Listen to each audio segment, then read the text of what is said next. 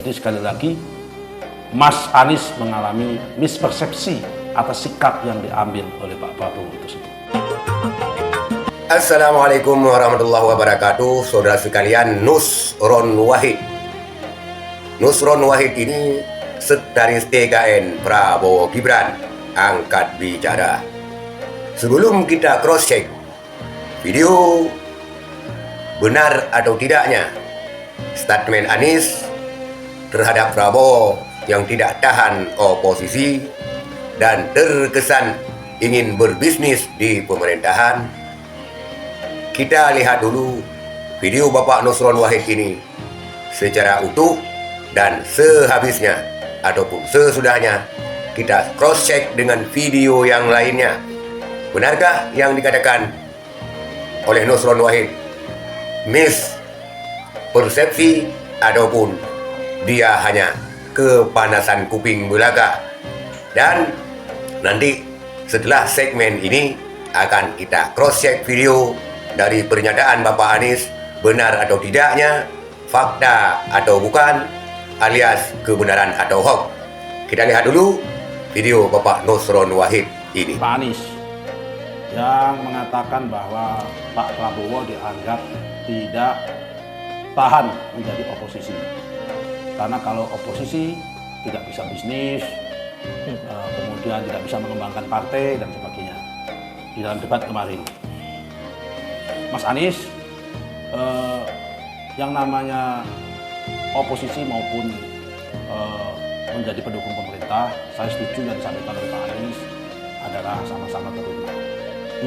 Tapi ingat, apa yang dilakukan oleh Pak Prabowo, yang 2 kali dalam pemilu dikalahkan Pak Prabowo, yang eskalasinya pada setiap pemilu itu di masyarakat mengalami proses pembelahan yang luar biasa, bahkan bisa dikatakan hampir terjadi disintegrasi sosial.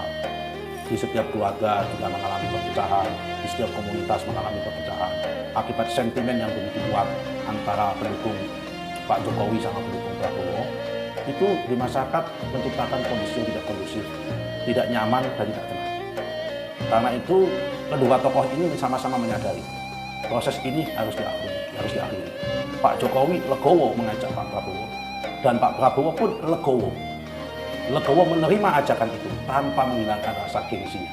Inilah dia saudara sekalian, pernyataan Nusron Wahid yang nampaknya memang dia hanya kepanasan ataupun bekak kuping dengan pernyataan Bapak Anies Rashid Baswedan. Karena Bapak Anies Baswedan menyampaikan bahwa Prabowo tidak tahan oposisi alias mengincar jabatan untuk berbisnis. Dan sekarang kita cek ataupun cross check video berikutnya.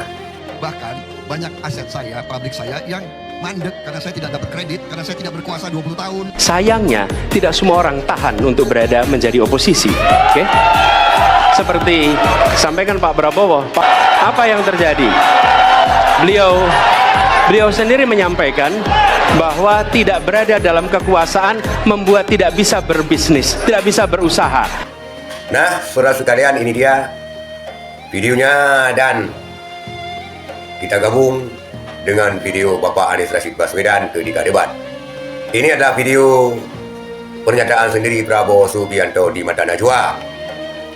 Dan kita menyadari pernyataan yang semacam ini apabila hoax disampaikan oleh Bapak Anies Rashid Baswedan, ini pernyataan yang sangat berbahaya dan bisa menyeret dia ke ranah hukum.